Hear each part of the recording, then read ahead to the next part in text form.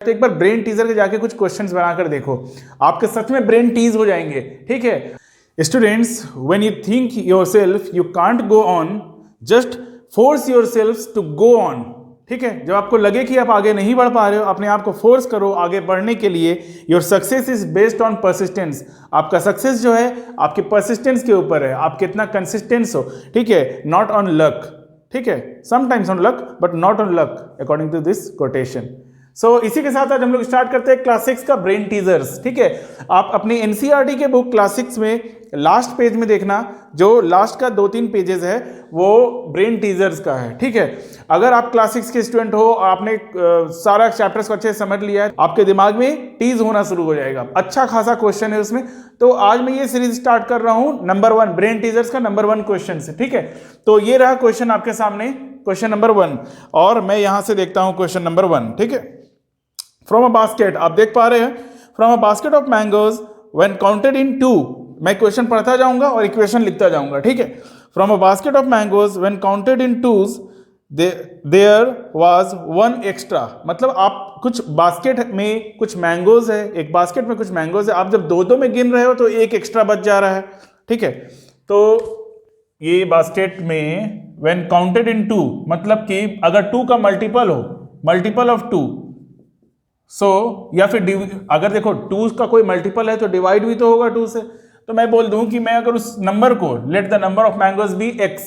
ठीक है, अगर उस नंबर ऑफ मैंगोज को 2 से डिवाइड करूं तो यहां मैं रिमाइंडर लिख रहा हूं। ठीक है, रिमाइंडर कितना बच जाता है, 1 बच जाता है। ठीक है, next, counted in 3 there were 2 extra. अगर आप 3-3 करके काउंट करो वो सारा मैंगोज जो है वो बास्केट में, तो 2 एक्स्ट्रा बच जाता है। तो इस मैंगो को अगर मैं 3-3 से डिवाइड करूं तो 2 एक्स्ट्रा बच जाता है। इस तरीके से आप देख रहे हो question, when counted in 4s there were 3 extra. तो इस तरीके से चलता जाएगा। ठीक है, कहां तक चलेगा, 3 extra, when counted in 5 4 extra, when counted in 5 4 extra, when counted in 6 there were 5 extra, when counted in 6 there were 5 extra. अब देखो यहां पे ट्विस्ट है थोड़ा, बट व्हेन काउंटेड इन 7, लेकिन जब आप 7 करके उस मैंगोज को काउंट करोगे तो there were no extra. Last में आपके पास कुछ भी एक्स्ट्रा नहीं बचेगा। क्वेश्चन को ध्यान से समझना, बहुत इंपॉर्टेंट क्वेश्चन है। तो ये सारा ही इंपॉर्टेंट क्वेश्चन है। ठीक है, जैसे हर एक चैप्टर में क्या होता है कि कुछ क्वेश्चन इंपॉर्टेंट होते हैं, लेकिन ये ब्रेन टीजर्स के जो सारे क्वेश्चन है ना बहुत इंपॉर्टेंट है।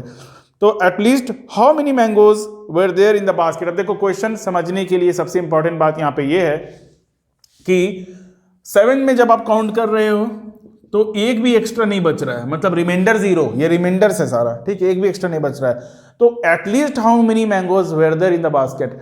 आपसे ये नहीं पूछा गया है कि कितने मैंगोज थे, कितने मैंगो कम से कम होंगे, कम से कम कितने होंगे। उससे सपोज कर लो कि आप मेरा आंसर, सपोज कर लो मेरा आंसर 100 आ रहा है, तो 100 अगर है तो 200 भी हो सकता है, 300 भी हो, 100 का टेबल वाला कोई भी नंबर हो सकता है।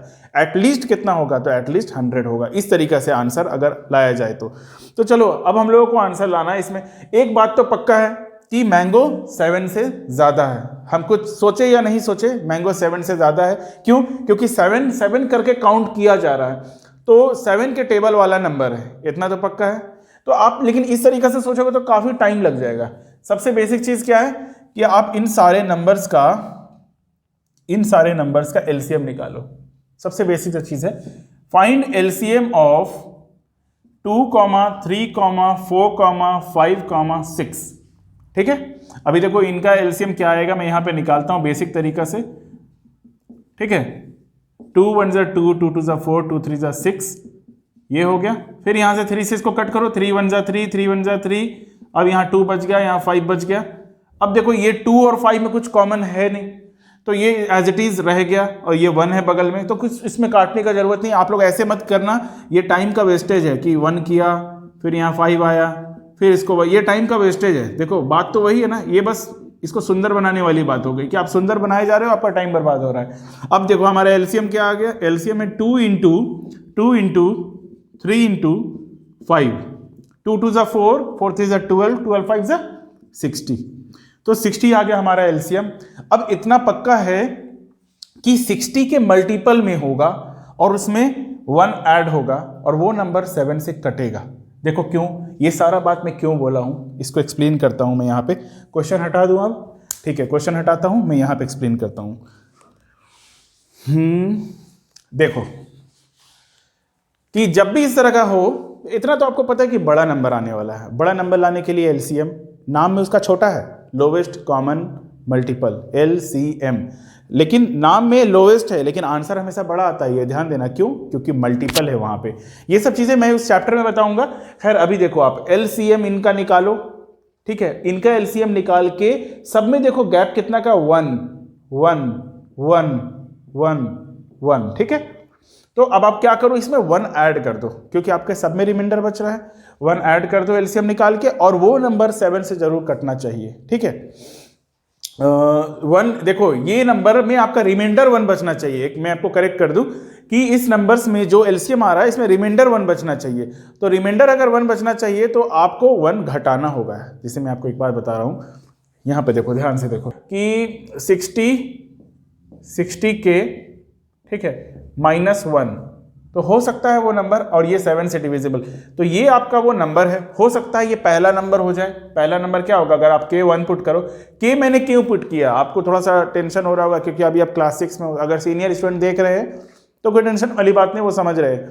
लेकिन अगर आप 6 का, क्योंकि ये 6 का बुक का है, लेकिन ये 7, 8 के स्टूडेंट्स भी इसको बना नहीं पाते, ये थोड़ा टफ क्वेश्चन है। तो 60 में अगर मैं 1 पुट करता हूं यहाँ पे, 61 जा 60 -1, अगर ये 7 से कट गया तो मेरा आंसर ये है। नहीं कटा तो जब भी कटेगा मेरा आंसर वही होगा।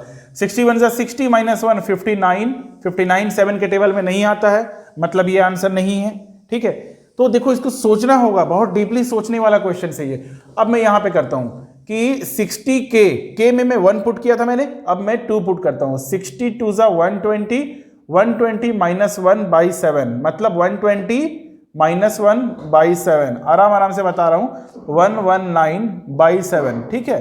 तो 7 1 जा 7, 7 7 जा 49, कट गया है ना। तो जब आपने इस नंबर को काटा, किसको, 119, 119, तो वो रिमाइंडर कुछ भी नहीं बचा सारे। अब आप एक काम करो, एक बार वेरीफाई कर लो, क्रॉस वेरीफाई, एक बार क्रॉस वेरीफाई कर लो। यहां पे मैं करता हूं ना क्रॉस वेरीफाई।